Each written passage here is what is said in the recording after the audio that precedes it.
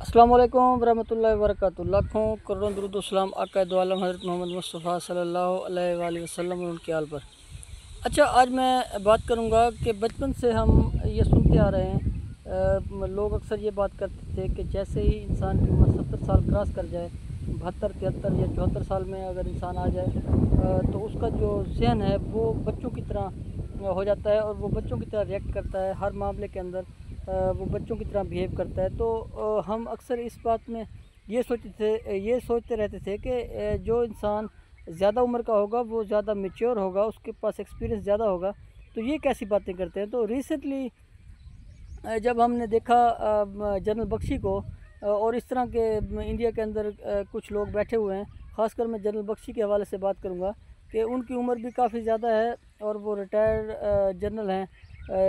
Indian army के। और वो अक्सर ऐसी बातें कर रहे होते हैं, वाकई लगता है कि वाकई इसका जहन भी बच्चों वाला है और ये भी 72 में पहुंच चुका है। तो मैं समझता हूं कि उनकी कल मैंने एक जब वीडियो देखी सोशल मीडिया के ऊपर, वो किसी चैनल के ऊपर बैठे हुए थे, तो उस हवाले से वो कह रहे थे जी पाकिस्तान के इतने जहाज़ गिरा दिए, इतनी एयर बेसेस डिस्टर्ब हो गई, इतनी एयर बेसेस तबाह कर दी, इसके अलावा वो इतने उनके हमने मिसाइल गिरा लिए, इतने हमने जगह पे उन्हें नुकसान पहुंचा दिया। तो मैं समझता हूँ वो बिल्कुल ही ऐसी बातें कर रहा था कि जो बच्चों वाली हों, क्योंकि पूरी दुनिया जानती है कि जब भी अगर कोई जहाज़ गिरता है तो उस बनाने वाली कंपनी वो सामने आ जाती है और वो उसको क्लेम करती है। जैसे इंडिया के राफेल गिरे और इंडिया नहीं मान रहा था, तो फ्रांस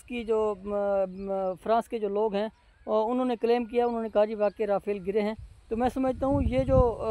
जनरल बख्शी बैठ के इस तरह से दावे करता है और इंडियन, मैं तो अवाम के ऊपर हैरान हूँ कि वो उसकी बातें सुन के और वो उसको पता नहीं सच मानते हैं या क्या बात है जो बार बार वो आ रहा है। मैं समझता हूँ कि अगर इंडियन अवाम उसको सीरियस लेना बंद करेगी और उसके झूठ को इस तरह से अगर इग्नोर करना शुरू करेगी, तो मैं समझता हूँ वो फिर राह रास्त पे आएगा और सच बोलना शुरू करेगा। क्योंकि हमारे यहाँ एक रिवाज है पाकिस्तान के अंदर कि जो भी एंकर पर्सन अगर झूठ बोलता है या गलत बयानी से काम लेता है तो फिर लोग उसको व्यूज़ नहीं देते, उस चैनल का बाइकाट करना शुरू कर देते हैं। तो इस तरह से अगर इंडियन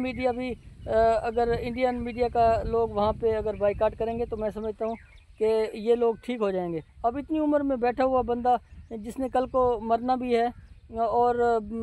वो बंदा इस तरह से बैठ के लंबी लंबी छोड़ रहा होता है और फिर भी उसको मीडिया वाले भी ले रहे होते हैं। और मैं समझता हूँ कि ये जो उनका मीडिया है इंडियन मीडिया, वो वाकई वो गोदी मीडिया साबित कर रहा है अपने आप को, क्योंकि वो मुसलसल ही झूठ बोल रहा होता है। और फिर इस तरह के जो उन्होंने लोग बिठाए होते हैं जो सबसे ज़्यादा झूठ बोल सकें, जो गलत बयानी का मुजाहरा कर सके, उन्हें वो सामने ले आते हैं। जैसे मेजर गोरावारिया है या जनरल बख्शी है या इस तरह के लोग जो कि प्रॉपर तौर पे झूठ बोल सकें और सच्चे और पक्के मुंह के साथ, तो उनको वो सामने बिठाते हैं। तो मैं समझता हूँ कि वो जो पहले वाली जो बातें लोग कहा करते थे कि 70 साल के बाद इंसान की अक्ल बच्चों वाली हो जाती है, वाकई जनरल बख्शी की जो हरकत हैं इस वक्त वो बच्चों वाली है और इस तरह बच्चों की तरह ही इसे लेना चाहिए। मैं समझता हूँ इसकी बात को सीरियस नहीं लेना चाहिए और इंडियन अवाम से भी गुजारिश है कि कोशिश करें कि जनरल बख्शी का ज़्यादा से ज़्यादा बाइकाट करें। और जिस तरह से हम पाकिस्तानी अपने मीडिया के ऊपर कड़ी तनकीद करते हैं जब वो कोई गलत खबर देते हैं,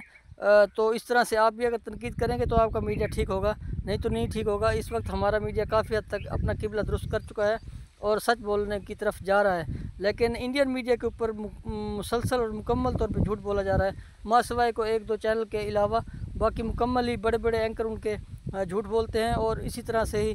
वो झूठ को कंटिन्यू करते हैं। उनकी आर्मी, उनकी एयरफोर्स तो कुछ कर नहीं पाती, लेकिन वो दावे और इस तरह के मीडिया के ऊपर बैठ के और आवाम को अपनी को बेवकूफ़ बनाने की कोशिश करते हैं।